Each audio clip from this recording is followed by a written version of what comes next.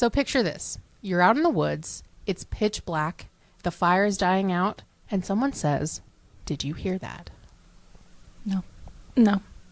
I didn't hear it. I'm going Just like back we to didn't hear bed. it whenever we were camping at Woolly Hollow. No. But we did hear it. We just didn't investigate. No, we didn't. This week, we're diving into some of Reddit's creepiest camping stories. Paranormal, glitchy, or just plain weird. It's giving Bigfoot, forest vibes, and a little bit of emotional damage. A lot of bit emotional damage. Honestly. So basically, come sit by the fire with us, hold your butt, and just maybe don't look too hard into the woods. Fair. Also, today's coffee is brought to you by Ashley's dad because he got me a gift card for my birthday. Thank you for fueling our chaos. Yay!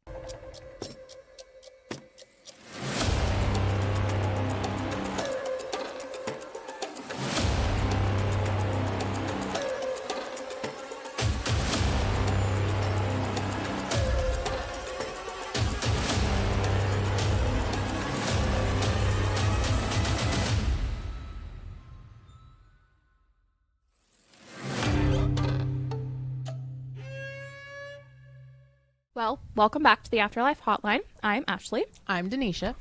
And as we said, we are going to be doing some campfire type stories and stuff that has happened with people camping in the paranormal. I think there are going to be some pretty good ones. I am excited. Who wants to go first? I guess I can. Okay. Okay. I don't have the Reddit username for this one because when I copy and pasted it, it did not copy his name. So It's okay. Some of mine, they deleted theirs.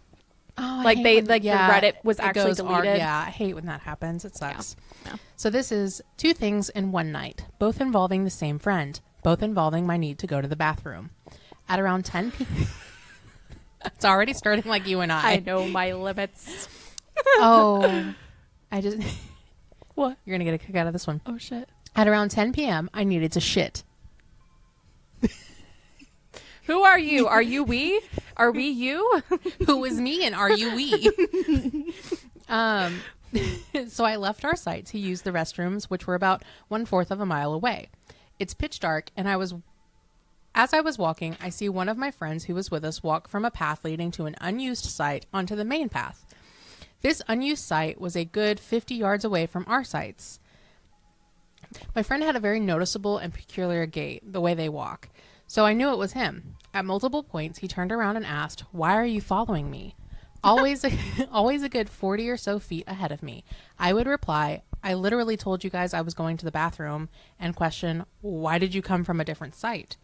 He picked up the pace, and I eventually lose him in the darkness. I get to the restrooms without seeing him, take my shit, and upon returning to the site where he, of course, is, I start asking him why I'm being fucked with. Everyone denies that my friend even left. Okay, so they're fucking around. No big deal. 3 a.m. rolls around. I wake up needing to pee. No need to walk to the restroom this time. I'll just walk off into the woods a bit. As I walk back after my piss, I hear the distinct sound of a tent zipper opening in the darkness, and I can tell it's my friend. Then I can barely see, but definitely hear him zip it back up. As I get closer to the tents, I see him more clearly. He walks out a bit and then goes to light a cigarette. I can see his face in the flint strike of the lighter, even clearer when it manages to catch. He lights his cigarette, takes a puff, and says, "Can you hear me?" I say, "Yeah, I can hear you. What's up?" Again, much louder this time, "Can you hear me?" I say again, "Yeah, you trying to wake everybody up?" He shakes his head ahead of me and then turns and walks towards the cars, maybe 30 feet away from him. Thinking I'm being fucked with again, I go to follow, lose him behind a car, turn the corner of it, and he's nowhere to be seen. I'm pissed. He thinks he's so funny. So I go back to his tent. It's still closed, and I can hear him snoring inside. I don't know what it was I saw, but it looked, sounded, and walked exactly like my friend. I was slightly inebriated, but not enough to hallucinate. He denies he even left his tent or went to the woods ahead of me. And that is where it ends. Flesh pedestrian. I wish he had a location as to like where-ish he was. See, I feel like this is something that could happen between the two of us whenever we go camping, except for the fact that typically if one of us gets up to go pee, the other one gets up and goes too. It's not a very big camping area, but it's a nice little walk over to the bathhouse. Well, to be fair, like if we're just going pee, we'll just go into the camper.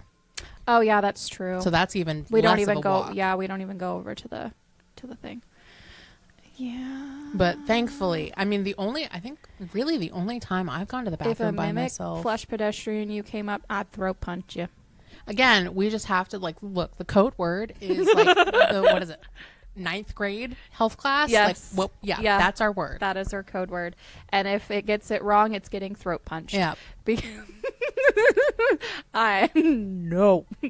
No, because we already know shit's out in those woods. Oh yeah, absolutely. Hell no.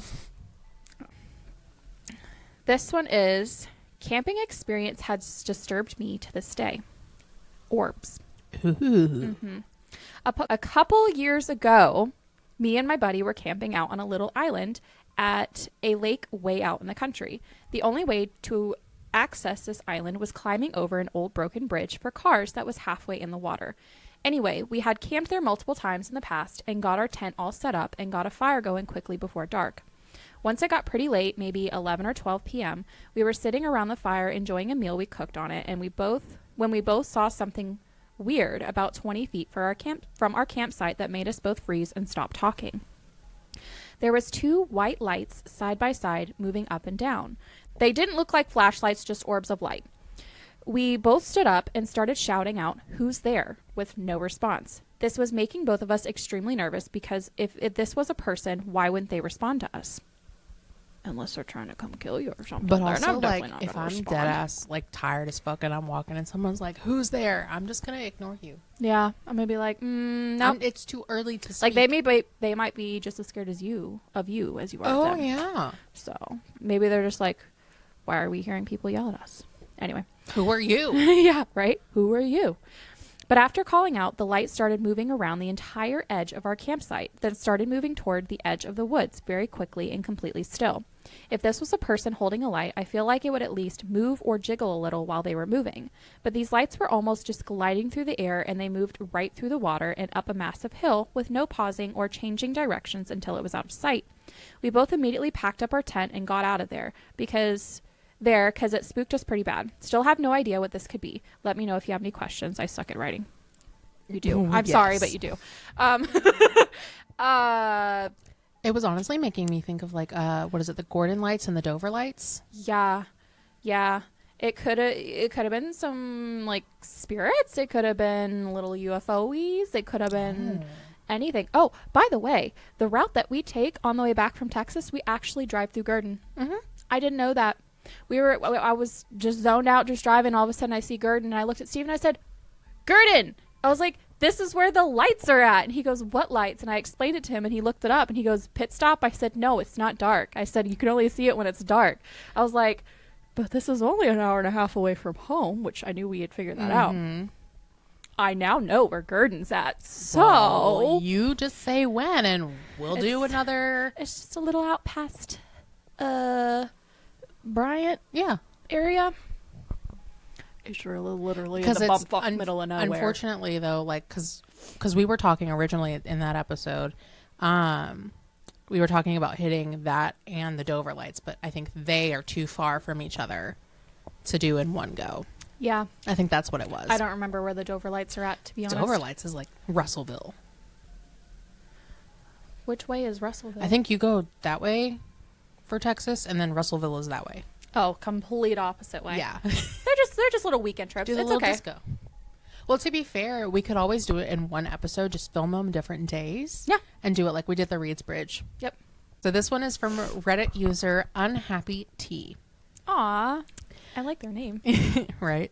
I'm telling this story in hopes that maybe someone might have an answer for me, or maybe someone else has stayed here before and has experienced the same things we have. Ooh. I hope someone has answers because what happened still scares me, and I just hope I'm not alone.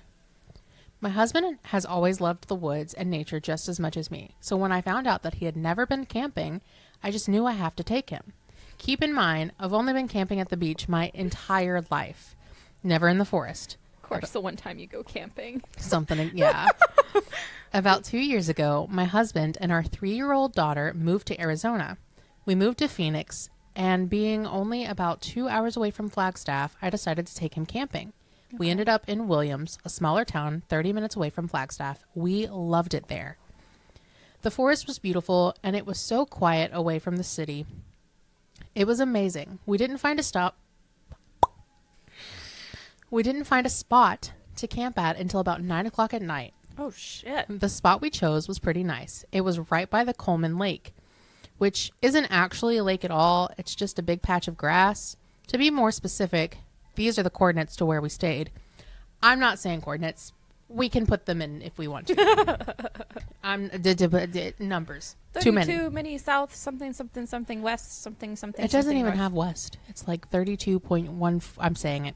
32.14257 and negative 112175836. There you go. Yeah, there. It's a little open field surrounded by trees. But why is it called Coleman Lake? Okay. I think that's why she was just like, I don't know why it's called lake, because it's literally just a patch of grass. And there's a little dirt road that goes through it. And the best part was we were a good ways away from other campers. We set up our tents in the dark. Our only light was coming from our car. When we are all done, we are about to start a fire. Our daughter was tired, so we put her in the tent right behind us to go to bed. About 2 hours passed, and we decided to turn in for the night. At 3:28 a.m., I woke up. I don't know exactly what woke me up, but I had this really weird feeling. I laid there, looking atop a tent for what felt like forever. That's when I heard it. From somewhere in the woods behind me, something was walking towards our tent. I told myself it was probably just deer. Cannibals. This is not The Descent. Cannibals. Or raccoons. Eating hot chocolate. I told myself that it's probably just deer or an elk, since we could hear elk practically screaming most of the night, so I knew they were close by. God. Like, even though you know what it is, that would It's still still be so creepy. eerie. But whatever it was stopped right behind our tent and didn't move for what felt like hours. Oh, no. I was so scared I couldn't move. I couldn't wake up my husband, who had his gun with him, to tell him something was outside. I don't know how long I laid there waiting for it to move, to walk away or do something. But soon the sun came up, and that was the end of it. I pulled myself together, went outside to check, but nothing was there. I swear I never heard it leave.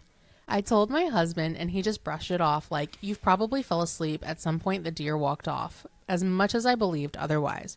I tried to brush it off.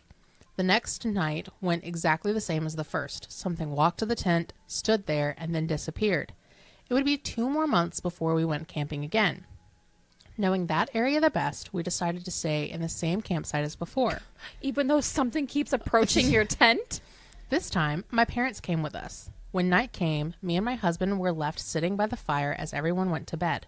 I began recalling the last time we stayed here, and my husband pointed out that there are a lot of elk in the area, and that's probably all it was. As we talked, I could hear the elk screaming in the distance. At 3:29 a.m., so approximately 1 minute past the first time, I woke up to something walking towards our tent. I was prepared to wake up my husband this time, not wanting to look crazy anymore, when the thing stopped once again behind our tent. I turned to wake him up when something else happened that made me freeze. It started walking around the tent. Oh, It went to the right side of the tent, the side I was laying on, stopped, picked something up, and began dragging it, whatever it was, all the way to the front of the tent. It almost elk don't have thumbs to pick shit up. It almost sounded like it was dragging a large stick.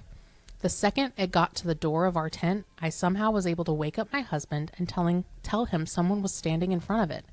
Luckily, he has always been a man of action. I can just imagine oh yeah, it's just an elk. Sitting there dragging it with a freaking stick. Honestly. Jeez. The second I said somebody was there, he grabbed his gun and opened the tent. All of this took no more than a few seconds, but nothing was there. He got a flashlight, walked around the area, but found nothing. What the fuck? He said if someone or something was out there in front of our tent, like I had said, then we would have at least seen it running away. But I knew what I heard. I wasn't crazy. The rest of the night we stayed up together, but nothing happened. The next morning, I asked my parents if they heard anything. My father said no, but my mother said she thought she heard someone walking around outside, assumed it was us, and then went back to bed. And with that answer, I knew I wasn't just hearing things. This was real.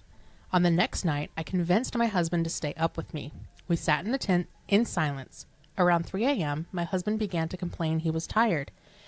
As I tried to beg him to stay awake, we heard the loudest scream from an elk I'd ever heard. Soon, it sounded like a whole herd of them came running past our camp right behind us. Scared of how close they got, we sat up and stared at each other for what seemed like forever. Something had to have scared them.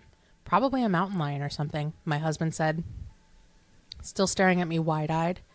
Then, from a ways behind our tent, something started walking towards us.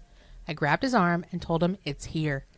He grabbed his gun, jumped out of the tent the second it was behind us, but nothing was there. What the fuck? It took several months before I was willing to go back. I don't know how I was convinced, but I decided to give it a third try. Once again, we go to the same spot. First of all, Three times is not a charm. don't give up camping. Just give up camping in that spot. Like, damn. The fact that you can't see it is even scarier. Honestly. Like, obviously something's there. 3 of you guys have heard it now. I'd be so pissed. Oh, yeah, same. Once again, we went to the same spot. Me, my husband, and our daughter, and my parents. To spare you the repetitive story, the first night went the same. However, this time, my husband heard it all, too. Something walking up to the tent, standing there. My husband goes out, scans the area, and there's nothing there. On our second night, this is when it gets more interesting and a lot more scary. I'd be setting up a camera inside of my fucking vehicle. Or at least, like, put one on the top of the tent. Like one of the 360 cameras. Yeah. Like, what the hell? Everything was fine when we'd come to our tent. It was only when we were inside that things started to happen. My husband suggests we sleep outside by the fire this time. Are you fucking nuts? What in the horror movie? That way, if we heard anything, we'd just have to open our eyes to see it. That's the problem. I would feel better having a slight thin piece of fabric in between me and the thing. Because at least I can't see you right away. I was unsure about not having a safety of the tent protecting me, but I said okay. Girl, same. We decided to take shifts staying awake. He went first, and once the fire started to die, he'd wake me up to help him put more wood on it, and then we'd switch off until the fire burnt out again. It went on like this for several hours, but the later it got, the harder it was to stay awake. On one of my shifts, I fell asleep. I was slowly woken up by the sound of something passing by me. Then it passed again and again. It passed back several times before the realization hit me. I fell asleep. I sat back up fast, looked around. It was pitch black, and I couldn't see anything more than a foot away from me. Your fire's probably done gone out too. A feeling of fear came over me that I can't even explain. It was like a sense of doom. Something was out there and I just couldn't see it. I woke up my husband and we quickly got the fire going again, and it was my turn to sleep. Eventually I was woken up to the sound of my husband whispering, "Hey, wake up, hey." I woke up thinking he still probably needs my help with the fire. But then I looked over and he was sleeping and the fire was out. I looked around, that same feeling of doom rushing over me. Not bothering to wake him up, I start the fire again. As soon as the small area was around full of light, the feeling went away. I stood up, walked to the edge of the firelight, and looked out into the darkness. It was like the fire made a wall that separated us from whatever was out there, and it felt like whatever it was wasn't friendly. The next morning, as we packed to go home, we talked about what happened. Of course, no one believes us, but we knew something was out there. Later, my husband said he heard something that night, too. Something that sounded like me trying to wake him up. Something calling him over. And when he woke up, I was sleeping. That was the last time we went there, camping in the woods. And I'll be honest, I don't know if I'll ever go camping again. At least not in the woods. You know, that's scary because it's shit like that happens in the Appalachian Mountains. Because they'll hear like mimics and stuff. You'll hear your voice or someone else's voice like out in the woods, like saying Like like a lot hey, of help me's hey, and help me. yeah. Hi. Hey. I bet y'all don't go back after that. I'm not going to lie. Like, what the fuck did you think was going to happen on the third time you guys go out there? I was kind of like, okay, like when were we getting to the point? And the fact that they still don't know what it was. I think it was a mimic or something. It had to. Well, and especially because think about it, like when it's dark, when there's no fire. And it can't be a flesh pedestrian because that's usually a thing. Yeah, that's an actual entity. You can see that. Something whispering in the darkness. The fact that they heard each other's voices and then they were asleep. insane. That gave me instant goosebumps, and that gave me a chill. I don't like that. I swear to God, if we ever go camping and I hear your voice saying something to me in the middle of the night, no. Well, on the plus side, if you do hear me, I'm not opposed to you smacking the fuck out of me. Are you real? Are you? Like, What is our code word? tell me the fucking code word. You're gonna be like, fuck, Ashley, it's blah. Let me go to sleep. Shit. I'm like, damn, this Hell crazy no. bitch. Tell your dad when we get him. Nothing will ever freak me out as much as those fucking raccoons did. I feel so. Didn't we watch The Descent like shortly before that trip too? Yes. Now I have to terrify Steven and make him watch it because he's never seen it. Next one is my friend and I got visited by the same entities in our dreams while camping. So whenever I was 15, my best friend and I went camping in this very isolated place with a beautiful lake in the woods and the mountains. This place is in Italy, the country where we're from, but I won't give more details. When all the people who were at the lake for the day left, we were left alone to spend the night there. My friend was trying to date a girl, and he consumed all of my smartphone battery to text her with the poor signal that we had. That only made us more isolated and with no phones. We went to sleep very early, maybe around 9 p.m. Yeah, why is it every time we go camping, it's like we get up super early and we go to bed really early? You know, I don't know. Because like, and then as soon as I get back home, it's staying up super late and then getting up. Yeah, At like the we're already latest? exhausted. I did smoke a bit of weed, but he didn't. He never smoked anything. I was always more into paranormal stuff. He was instead always very skeptical. I go to sleep and start dreaming of friends and other people entering our tent, saying hi, telling us stories, and then leaving. They were not entering from the door, but passing through the walls one by one, except a couple and a girl with a dog on her leash. Now, this place is 1 hour drive from the closest town plus 30 minutes walking in the forest, which is completely dark at night, and people don't come here at night, only in the day. These encounters kept happening for maybe 2 hours, and we were scared and curious in a dreamlike state. When all of this ended, I woke up and saw my friends sleeping soundly, so I thought it was only a dream. I went out of the tent to take a piss and saw the stars super bright. It was very beautiful. Then I heard a wolf howling, I'm assuming, from the distance and got really scared. So essentially they said now it's more common for the wolves to be there and they don't camp there anymore. I got back in the tent very scared and fell asleep again. The next morning, I told him I had a very crazy dream. Before I could tell him the details, he told me too. And then he proceeded to tell me the exact same things that I saw that night. Same encounters, same conversations. I told him and confirmed him what I saw and told him the details, and he also confirmed. We were so hyped and scared. We never really talked about it more, and after 10 years, I asked him if he still remembers, and he said he will never forget, and that was one of the only paranormal experiences he's ever had. I had others in my life, but that was a very strong one because it was a shared. I never want to dream the same thing you dream. I'm just saying. No. My dreams are I've heard your dreams. terrible. Yeah, no. My dreams are never just like a normal dream. It's always struggles and fighting and like other places, and they're weird. I feel like my dreams, especially lately, have been very like people from my past, but not like remembering things from the past. It's more like up to date, but still people from my past. And I have that a lot. I'm not here for it. No. So my next story is by user Novium. I'm not entirely sure. The title was "Don't Ever Camp at Mount Magazine in Arkansas." Okay. I am intrigued. This might be a bit jumbled, so I'm sorry. I'm just trying to make sense of it all. Arkansas is the natural state for a reason. There's nothing but forests, mountains, and more forests. True. My favorite and caves. And Dollar Generals. Fuck. Anyway, my favorite place in this entire world is Magazine Mountain, located at a very convenient 45-minute drive east from me in the middle of nowhere. I had my first date with my ex-fiance there. We visited it quite often. We split up for the stupidest of reasons. She claimed to not want to, and I still believe it. I visited the mountain that same day, only to find myself back in my hometown emergency room after being found unconscious and dying in a field in a neighboring town. What the fuck? Many months passed by, and I found myself spiritually, I ended up in a career path that I wanted, removed toxic friends, etc. Things were looking up for me.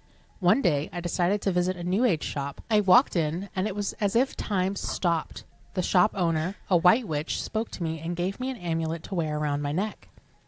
I would feel so honored. Honestly. Nearly 1 week later, I woke up in a cold sweat. Something told me to go to Mount Magazine. I checked my work schedule for the week, and I had 2 days off in a row, luckily. I took advantage of it, packed my things, went for a hike. I wasn't sure what I was looking for, but I couldn't shake this feeling that despite the voice in the back of my head telling me not to go. I didn't tell anyone except for my mother where I was going. As soon as I left for work, I went home, got my bags, my German Shepherd, and left for the 2 nights. They never mentioned the German Shepherd after this point, and I would like to know what happened. It was 6 weeks. Where's the dog? But seemed to take longer than usual despite my bad habit of speeding. There were deer everywhere. I nearly hit one about 3 times once we entered the Ozark Forest. About halfway up the mountain, I was brought to a stop because of a huge vulture in the road. I didn't want to hit him, so I stopped, but he just wouldn't budge. It was strange because there was no roadkill in sight. Being a taxidermist, anytime I see a vulture, I look for an animal corpse it's feeding on. I can't explain it, it just always interests me. After about 2 minutes of the bird not budging, I decide to move around him, continuing up the mountain. I couldn't shake this uneasy feeling I had once I entered the forest, but I continued on anyway. It was probably telling you, like, hey, don't turn back. Yeah, that's like your sign, bud. Once I reached the top, I visited several of my favorite spots. While just wandering, I stumbled upon a new area near one of the cliff edges. The sight up on Mount Magazine is something that is unmatched. However, there was nobody in sight, aside from the employees at the lodge. Not only that, but it was silent. No bugs, no birds, not even the echo from my voice. It was extremely unnerving. Ooh. I headed to the lodge, ate at their restaurant. It was pretty good, but it wasn't the best. Once I left the restaurant, I grew extremely drowsy, which was strange because it was only 7 p.m., and I usually stay up until about 1 a.m. most nights. I ended up falling asleep on the floor of some day room in the second floor of the lodge. I woke up to my phone going off. My mom was blowing it up. What's going on? Text me back right now. You're scaring the shit out of me. I was more pissed than concerned because my mother knew there was very limited service on the mountain. I called her before I left. I replied angrily, "There's no service up here. I'll be home tomorrow evening." I decided to head to my car and sleep in there since I wasn't renting a room. I was home. You were literally sleeping on the floor in the building. I was homeless for a few weeks, so sleeping in my car wasn't too uncomfortable for me. It was about 9:12 p.m. when I got into my car. It didn't take long for me to fall back asleep, but I remember right before I slipped into unconsciousness, I could hear someone outside my window screaming. I had very vivid, terrifying dreams, or what I hope were dreams. I remember one being me standing in the middle of the road on the mountain. There was a spotlight behind me, and there were eyes everywhere. Strange creatures staring at me, watching me stand there. But then there was one creature in particular, several yards in front of me. It didn't have a defined shape, but I can compare it to a large deer, whatever it was. It was surrounded by crows. I've read up on such creatures as the flesh pedestrian, but it was nothing like them. It seemed friendly, as if it was trying to show me something. I did not feel threatened, only frightened because of my confusion. The crows did not scare me. Being a Cherokee Native American, I know that my totem animal is a crow. Okay. The large creature walked towards me after what felt like an eternity. It reached out towards me, and in that instant, there were blue flashing lights everywhere. I opened my eyes, and I was in a different parking lot. There were blue lights flashing in my rearview mirror. What the fuck? I said to myself, only to be followed by a tapping on my window. "Ma'am, have you had anything to drink tonight?" It took me a moment to realize what was going on. As I replied, I reached for my information to give him. "No, sir, I'm just tired." I didn't know where I was, how I got there, but I had to think fast. It was about 1:15 in the morning, and I couldn't let the officer know how confused I was. I couldn't risk anything on myself. Eventually... Why? I don't know. Maybe because he didn't want to go to she didn't want to go to a loony bin? Maybe. Or like if they felt like she was drunk or something, they would have taken her in. They could just sobriety test her. That's weird, though.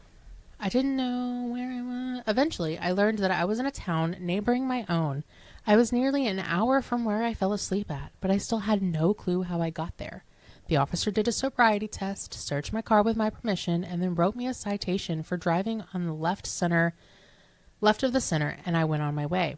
I still have no idea how I got home, what the dream meant, or why I decided to go to the mountain. Wait, he wrote her a citation for driving on the left center, but she was parked in a parking lot? Or was she on the side of the road?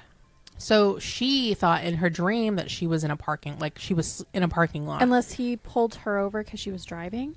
Maybe. And she was... Because one of them was her standing in the middle of the road. I wonder if she was like sleep driving. Could have been. That's scary. Mm-hmm.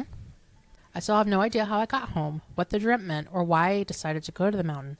Honestly, though, that's the least of my concerns. When I woke up the next morning, I logged onto Facebook. My bio stated that I was in the military, and there were pictures I don't even remember taking and sharing online. This mountain incident happened last night, but according to my phone calendar, it was 6 weeks ago. I don't know what happened, what to do. 6 weeks have passed within one night. Please help. I keep seeing crows everywhere. They're trying to tell me something. That just kept going and kept going and kept going. What the absolute fuck? What? What? You slept for one night and 6 weeks had passed? 6 weeks passed. That's a whole month and a half, boo-boo. What the fuck? From one area of a I parking wonder lot if to she another. was in some part of psychosis. Maybe. And then she finally came to. Like something caused her to go into psychosis. Because when you're in psychosis, you don't... A lot of times you have no fucking clue what's going on. Considering Mount Magazine had, because she had said that her and her ex-fiance would visit a lot. And they ended up breaking up. Yeah, maybe something was a trigger. Maybe. Because there was that one girl in psychosis who literally was trying to, trigger warning, trying to saw her arm off while she was in psychosis. And no normal, like in the normal brain person, well, not normal brain. In the normal brain person. No one has a normal brain. In the normal state, you're not going to try to saw your arm off and not know that you're sawing your arm off. I say psychosis, triggered by something, paranormal or whatever. That's scary. That's scary. That's like going into a coma and then waking up 6 weeks Which later. one's and like, scarier to you? The 6 weeks or the darkness mimicking voices? 6 weeks. Because like, where the fuck did that time go? Yeah. Because at least I can somewhat try to rationalize in my brain what the hell I'm hearing outside of my tent. But the 6 weeks, it's literally gone. Well, and then like... And you have no idea what that the fuck would make happened. sense also why her mom was calling her and was like, you're scaring me. What's going on? Text me back. Oh. Like, it was a night to her. But... And the mom's just like, where the fuck did you go? You've been gone for a month and a half. I didn't put that together. Wow. I'm sorry, boo-boo. That's scary. I wonder if anything else has happened to her since. Great. This one I don't know who it's from because it got deleted. I grew up in New Zealand. Very spiritual place. The land is extraordinarily lush and beautiful due to it being very recently formed set of islands. As such, there is a lot of strong energy surrounding its nature and the native people. The Maori, M-A-O-R-I, have an incredible connection to this energy. Many areas are considered tapu, which roughly translate as sacred, and these are places you should not go without a spiritual elder of the Maori people. I'm sorry if I'm saying that wrong. Maori? M-A-O-R-I.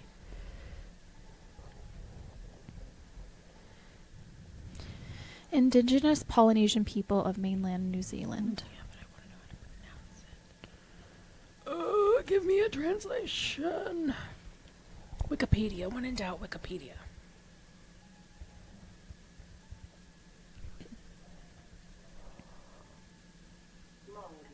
Maori. I'm just going to say Maori because if I try to do the accent, I'm going to fuck it up. Places you should not go without a spiritual elder of the Maori people. Maori. I was walking through a forest early one morning on my way home. It was about 1 a.m. The night was clear, and it was a full moon, and there was no clouds, so it was bright, but the woodlands were still dark. I knew the area quite well and always stuck to the path, but I had my headphones in and was listening to music, not concentrating on the pathway. I was making my way through a downward copse? downward area of sparse trees and dead stumps when I realized that I wasn't on the path anymore. In fact, I had jumped a fence without taking much notice and had ventured far away from the usual route. It had felt natural to do so, almost like I was being guided to the area, so I ripped out my headphones and stood still, immediately feeling uneasy. The moment I took my headphones out, I felt this sense of dread and uncomfortable energy wash over me. Having known the lay of the land, I was in an cordoned off area which led down to a particular part of the river, which I had never been before, and I knew that it was the tapu at a local tribe. I stood still, feeling really out of place, and stayed quiet and listened. A few moments passed, then I heard a rustling in the bushes, the sound of something wet, large and heavy, dragging itself across the grass, and then the sound of a baby crying loudly in the night. It shook me so much I couldn't breathe. I will never forget that sound. For those of you who have kids, it sounded like when a baby starts teething and they scream from the pain. It was garbled and shrill and almost bubbling, like it felt totally inhumane. The crying started to get louder and louder and coming closer to me up the hill. So I turned around and bolted as fast as I possibly could. I hoofed it up the slope and to the fence, leaping over and taking off back down the path. I was shaking so much, and I could hear the sounds of wet, slapping things moving off in the distance in the bushes. That story has haunted me to this day, and I believe that what I may have encountered was a Tanawa, an ancient spiritual guardian of the land. Why were they crying? I didn't want to stay and find out, but I never went back to the part of the forest down the slope again. True story. Thanks for reading. Maybe it was crying to get you to go away. Maybe, yeah, especially if it was like sacred. By the way, the cordoned off, it's basically I guess a cultural way of basically like a restricted area. Oh, so kind of like the reservations and stuff like that. Yeah. Reservations. Is that what it's called? Yeah, for Native American. Yeah. Yeah. That, but like also if in like saying something, if there was a crime scene, it would be cordoned off. Okay, so just blocked off. Yeah. Okay. Like with all the tape and shit like that. Gotcha. Interesting. Okay. Buckle up, buttercups, because this one's my really long one. Oh, gosh. This one is from user Not So Gentle Ben. My summer camp had a haunted cabin. Okay. I went to the same camp from 95 to 09 in the woods in the Pacific Northwest on Puget Sound. It was a pretty small camp of 150 or less campers in a weekend spread between about a dozen cabins. I started as a camper when I was about 8 years old, going 1 week every summer.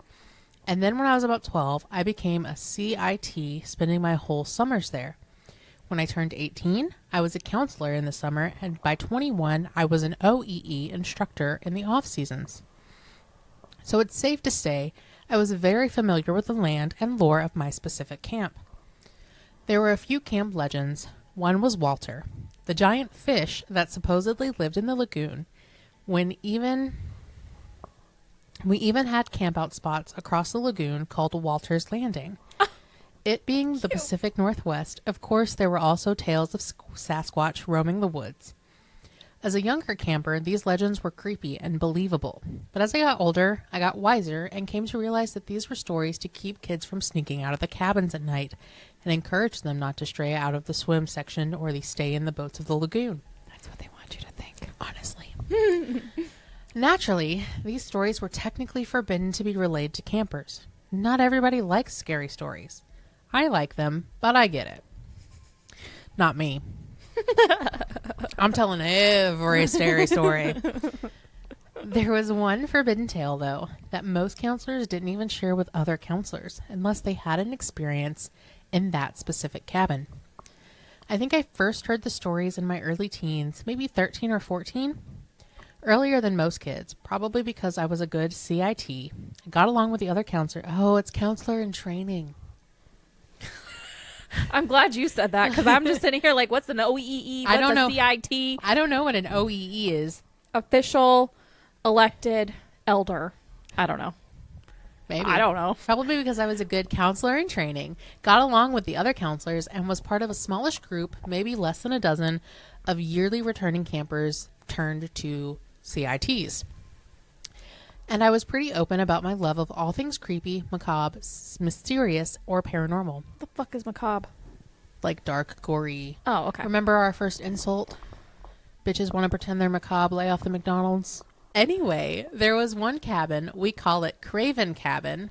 Yes, that's an homage to Wes Craven, horror movie director. Okay, thank you. You're welcome. She knows me so well. In Craven Cabin, you've probably seen some of what. Have you ever seen Nightmare on Elm Street? Have I made you watch that? Freddy Krueger? I know who would kill me. Maybe it's me. You don't know. Maybe it's Maybelline. Anyway, he directed that. Okay. Also, My Soul to Take, but I don't know if you've seen that one. In Craven Cabin, people would hear strange knocks and noises at night, find things moved from where they left them without explanation, and would get just an overall off-putting vibe from the cabin. The origin story that was told over the years was that an unnamed child that we took to calling Timmy, Little Timmy. just makes me think of Tim the Tap Man, honestly. Oh. Verdansk! Okay, anyway. That was spending his week in Craven Cabin. He had fallen out of a rowboat, drowned in the... Okay, I'm sorry, Tim the Tap Man. He drowned in a lagoon and was never found, and thus forever haunts Craven Cabin. I hope you feel bad. I'm not going to lie. I can just envision like a little kid, Tim the Tap Man, and he's just screaming because he's a streamer and he streams Warzone. And he'll do like spectating Warzone solos, and I could just see him critiquing the campers. I'm not mad about it. He also did like rating like the TikTok food thing when that was really big. And he's a bigger guy, but he like goes to the gym and shit like that. But he's funny. Anyway, I envision Tim the Tap Man. Maybe we'll insert a picture of Tim the Tap Man. Just envision him as a baby dead camper. Anyway. You're so fucked. I'm sorry if you ever see this, Tim. Now, this camp was founded in 1910s, but was moved to its current location in the 60s. When I was older, a friend did some digging on the internet, and at the closest library to the camp. Why did you put an "and"? We couldn't find any evidence of the story being true, but that didn't discount other people's experiences, much less our own. I'll only tell my story as it's the only one I've personally experienced. Oh, that was just that's backstory? A really fucking long intro, bro. Jesus Christ. The only time I had spent a week in Craven Cabin was my first year as a counselor in the middle of the summer. I was 18 years old. Like I said, I had heard tales here, and there had been noises and things that had been moved, but I wrote them off as people being spooked about the whole being in the woods at night kind of thing, or just trying to scare some teens. I didn't believe them, as I had never spent the night in Craven Cabin. The cabins were built in the 60s, sans a few newer ones, and on stilts as the camp was on a big hill. The cabin had a long ramp lined with sandpaper leading to the front door.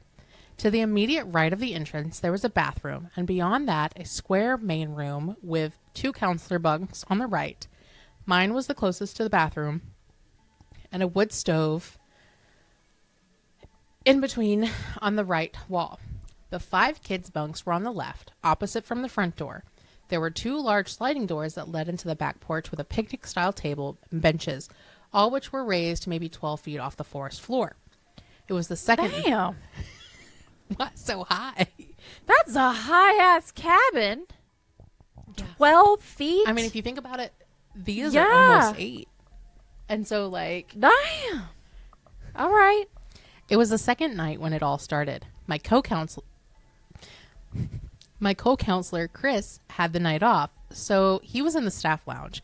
I was alone with the campers. Fucking lazy. Honestly. I was alone with the campers and a CIT named Mike for about 2 hours.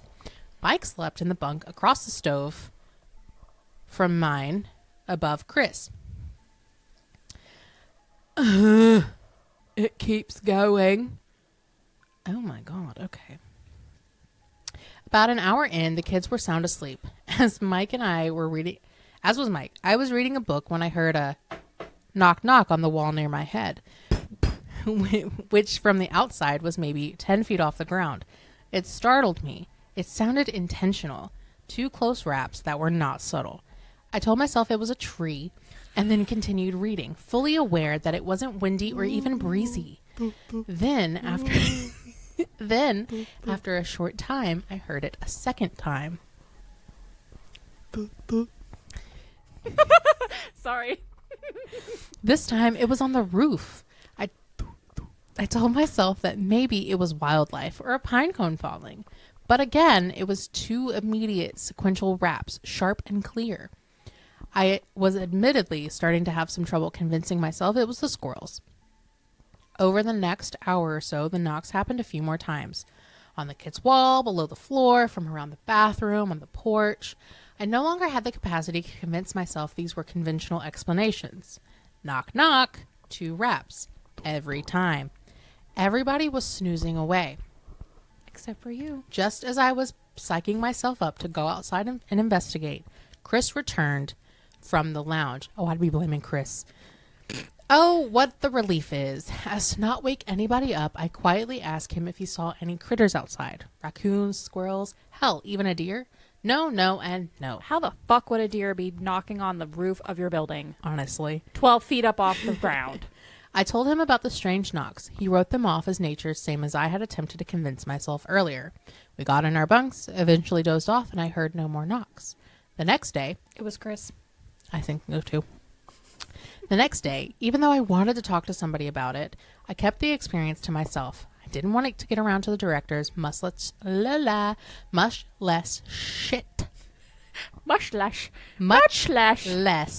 the campers. It wasn't necessarily hard not to hide my tale. The day was filled with activities and fun, but it was constantly in the back of my mind. We ended up at the campfire, full of songs and skits, laughs and cheers, and happily headed back to our cabins as the darkness settled in.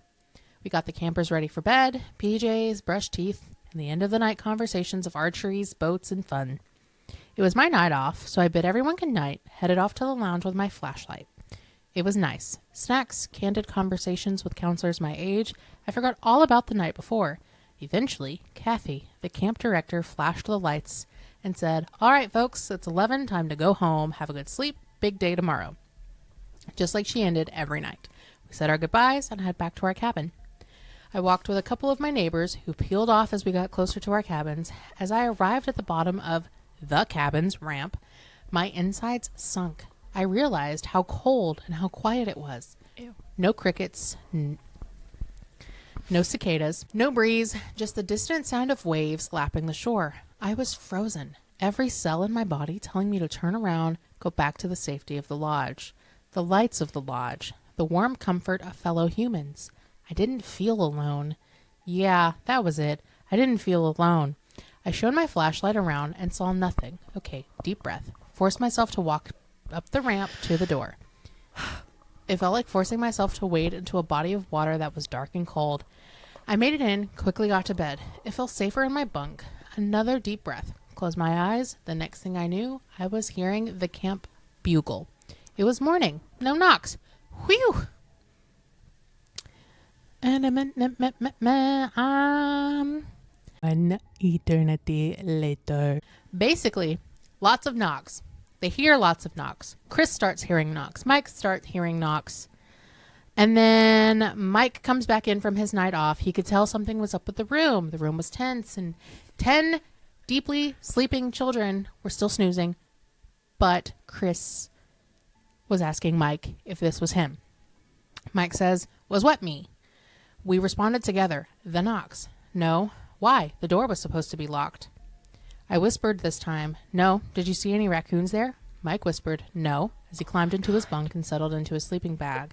He looked bewildered. We all laid back in our bunks, turned out our lights. I kept my flashlight clasped in my hands on my chest. As I stared up into the dark for a while, trying to control my breathing before closing my eyes, sleep never came. Slam! Drag. It sounded like somebody dropped a heavy bag of laundry on the ramp just outside the door. The old cabin shook. It sounded like it was dragged all the way down the ramp, scraping against the sandpaper. I shot up, turned on my flashlight, and froze. Chris and Mike were up too.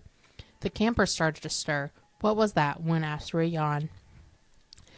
I dropped my book, I said without knowing what was coming out of my mouth like a slow reflect. Go back to bed. Big day tomorrow. Okay. That was it. Ow. No more knocks. I barely slept. I learned the next morning that neither did Chris or Mike. Word got around to staff the next day, and we couldn't hide our fatigue. A few people had asked if the kids kept us up. We didn't have any energy to lie. We said strange knocks kept us up, but kept the details to ourselves. Nothing about the knocks responding to Chris. Nothing about the slam or the drag. Later that day, Kathy pulled me and Chris into the office. I'm not sure she believed us. She was new that summer, transferred from a camp out of state. She hadn't heard the stories, didn't know the lore. She was skeptical, but she saw that we believed, that we were shook, and told us to come straight to her if anything else happened, even if it was late. We were to wake her up. And that was that. The next 2 nights were quiet and uneventful. The campers went home, none the wiser. Kathy promised me, Chris, and Mike that we wouldn't have to be in the cabin ever again. She kept that promise. Craven was quiet the rest of the summer. In the years following, all 3 of us came back, never setting foot in that cabin again. Though the cabin wasn't done, at least once a summer, somebody had a new story, new knocks. We kept our tale between us until the end of each summer, only to be shared to let other counselors know that they weren't crazy and to let them add to the legend. Damn. And I had to skip a whole lot because there was just a lot. That story kind of pissed me off. I don't know about you. It kind of pisses me off. Like, how many times do you have to just... that could have been condensed down so much, bud. Oh, my God. Good story. You write really well. But damn. I mean, I skipped, I think, like a whole You did. page because I was just like, okay, we're just going through. They're like giving every little detail. I don't need to know the time when you took a shit, okay? I don't need to know. I don't need to know what you ate for breakfast. I just need to know what creepy is happening. And the fact that they don't even know what it was. Still, too. Like, at least... Well, anywho, let's talk about a portal in the woods. I'm so mad about that one. Okay. Hi, all. I have a story to tell from when I was a young kid. I'd say this occurred around 2006 to 2008. I haven't told many people about this because it's absolutely insane, but it happened, so here it goes. My mom and I went camping in the woods of northern Wisconsin. Wisconsin. When we arrived to the campground, we were the only people there, which was weird by itself, sure. Everything went semi-normal until our tent filled to the brim with spiders and we ended up sleeping in the car. It was about 2 to 3 a.m. and I was wide awake because I was just restless and almost paranoid someone was out there in the woods. I was looking out the left rear window when I saw a large portal open. I couldn't believe my eyes, so I pinched and slapped myself to make sure I wasn't dreaming. That's what I should have done when I thought there was cannibals. I definitely wasn't. I could feel the pain. As I watched, the portal got larger and wider, about 7 to 8 feet tall. It was a bluish green, almost like Rick and Morty, ironically. Immediately after this, I woke up my mom to see if she could see what I was seeing too. She did, and freaked out a bit and said, "Don't move and be quiet." I saw one humanoid figure come out with a lantern. He looked around and then gestured to the others to come out. I would say 5 to 6 people came out, almost in like Amish Mennonite sort of clothing. They all had lanterns as well. They gathered around each other and seemed to talk. Then one by one, they all entered the woods in a single file line. The first man to walk out of the portal was the one to go back in the portal. After he got in, the portal closed. And we watched the humanoids walk into the woods until we couldn't see their lights anymore. My mom immediately started the car and we left in complete silence, the entire car ride back home to Illinois. Ever since then, both my mom and I have been an avid believer of the paranormal and aliens. I'm wondering if anyone has ever seen anything like this before or experienced it before, because I know this sounds absolutely insane, but I swear it happened. And then they said, "Thanks for reading. I'd love to hear similar stories and hopefully not judging me too hard." And they put, edit, "Just contacted my mom and the campground was Crazy Horse Campgrounds in Baraboo, Wisconsin. Not Upper Wisconsin as she thought."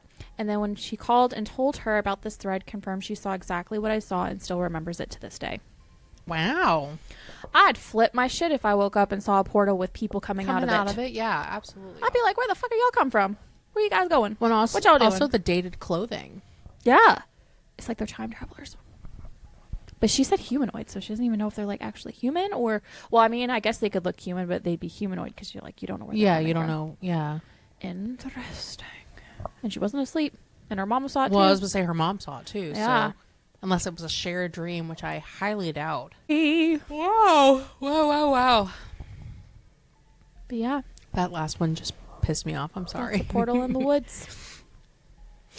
Moral of the story for today's episode: if your zipper tent starts to move on its own, don't investigate it. Just accept your fate. Or don't go back camping in the same spot 3 times after something has walked up to your tent and you're fucking scared shitless and you don't know what it is.